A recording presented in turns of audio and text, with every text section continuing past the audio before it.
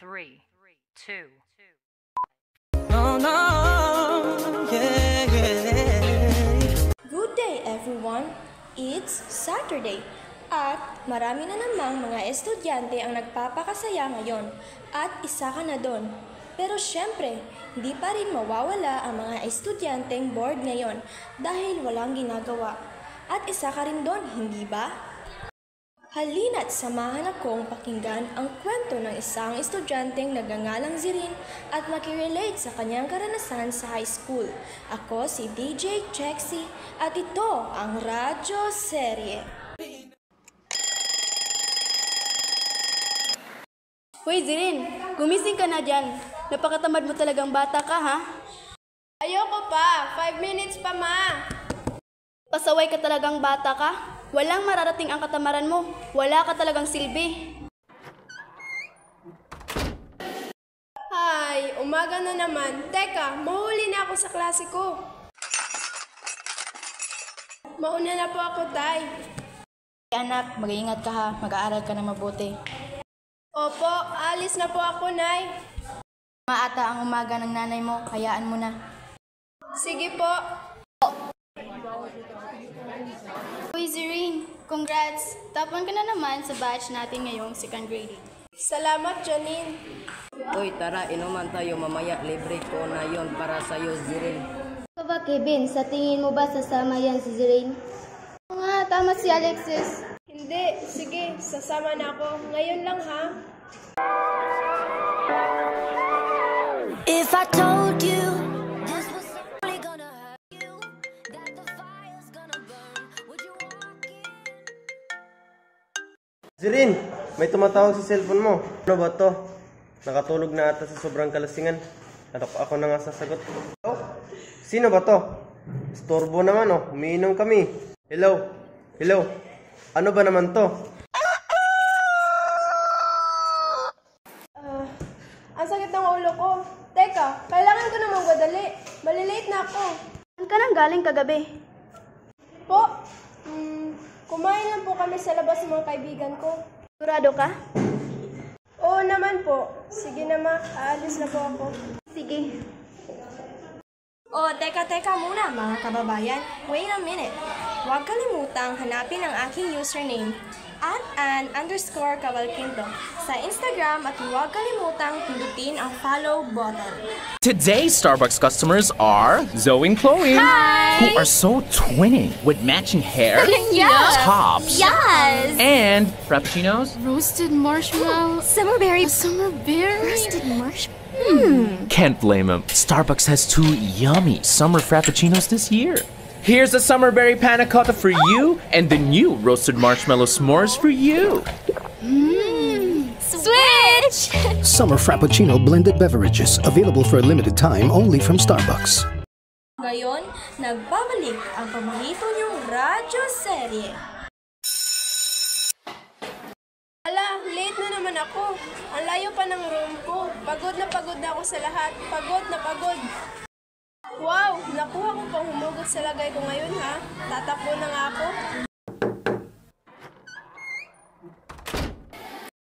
Ma'am, good morning po. Sorry, I'm late. Okay, Miss Jirin, take your seat. Okay po, ma'am. Thank you. Hey, balita ko, si Angelo daw naghatid sa'yo kagabi ah. Kayo na ba? Ikaw ha? Ano ka ba, Janine? Mag-best friend lang kami. Talaga ba? Magkatuluyan din kayo niyan. Alam niyo bang si Zirin at Angelo na? Naks mo naman, pare. Ang lakas mo talaga, oh. Ano ba, Vincent? Huwag mo nang asarin si Angelo, baka kiligin palalo eh.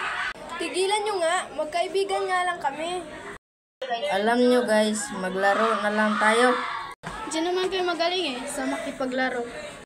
Aray naman, Janine, kahit kailangan na ba di ako makipaglaro sa'yo. Hindi ikaw ang kinakausap ko. Truth order. Truth order na lang tayo. Nice idea, James.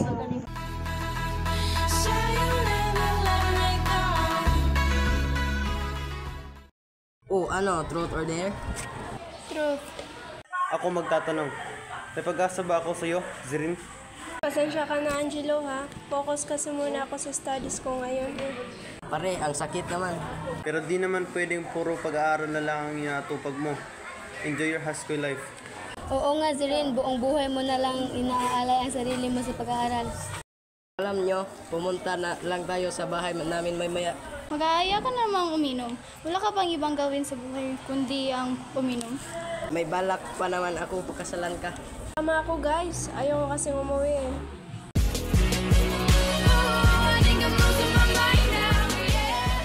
Guys, uwi na ako. Zerine, sabay na tayo. Okay, sige. Napapadalas na ata ang pag-inom mo ah. Lagi ka na rin sumasama sa gala ng barkada. Bakit? Ayaw mo ba? Hindi naman, naninibago lang ako. Naiirita na ako kay Zerina. Bakit naman, babe? Basta, napisali lang naman siya sa grupo natin. Gusto ko pa mo maghukmuk siya sa pag-aaral kaysa sumasama siya sa gala natin masyadong pabida. Angelo, may balak ka ba talagang ligawan yung nerd na yon? Ano ka ba? Siyempre wala, no? Sinusubukan ko lang siya.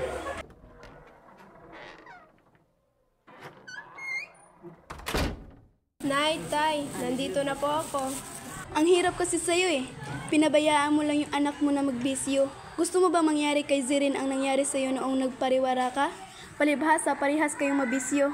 Hindi ko pinapabayaan ang anak natin. Pinaparanasan ko lang sa kanya ang pagiging malaya bilang isang bata. Nay, Tay, nandito na po ako. Saan ka naman nanggaling bata ka? Bakit ngayon ka lang umuwi? Carla, tama na. Magsama kayong mag-ama.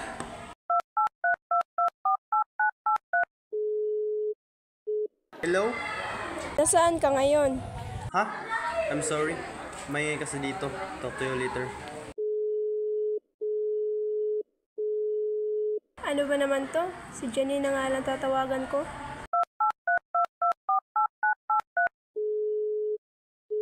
Di naman sumasagot to. Ayoko na. Di ko na alam ang gagawin ko. Ang dami ko nga kaibigan, pero wala naman akong malalapitan ni isa. Uy, Zerine, balita ko na wala ka daw sa honors ah. Anyari? Oo nga eh, malalagot ako nito. Okay lang yan, Zerine, hahaha. Itang malungkot na nga yung tao eh. Di, okay lang. Oh, Zerine, may problema ka ba? Zerine, nandito lang ako. Makikinig ako. Ma'am, dapat pa pala nakinig na lang ako kay Mama. Sana hindi na ako nabarkada. Wala rin naman po ako napala nung sumama ako kay Janine. Nawala na po ako sa honors. Nag-away na pa po sila Mama at Papa dahil sa akin. Akala ko may mga kaibigan ako masasandalan. Pero sa huli, sarili ko lang rin naman po pala ang kasama ko. Sana nakinig na ako sa sermon ni Mama sa akin nang hindi nangyari sa akin to. Zerine, minsan kasi, hindi masamang makinig sa sinasabi ng mga magulang dahil para rin naman yon sa ikabubuti mo. Hindi rin naman masamang mabuhay ng malaya bilang isang teenager. Pero dapat alam mo ang limitasyon mo. Alam mo dapat kung ano ang tama at kung ano ang mali. Opo, ma'am. Salamat po. Nakarelate ka ba sa kwento ni Zerine? Sana'y mapag-iwan ng leksyon ang kanyang kwento sa bawat estudyante. Tandaan, hindi masama ang magpakasaya bilang isang bata o teenager. Pero dapat mong alamin ang inyong limitasyon. Muli, ako si DJ Jexy at ito ang Radyo Serye. Have a good day, everyone!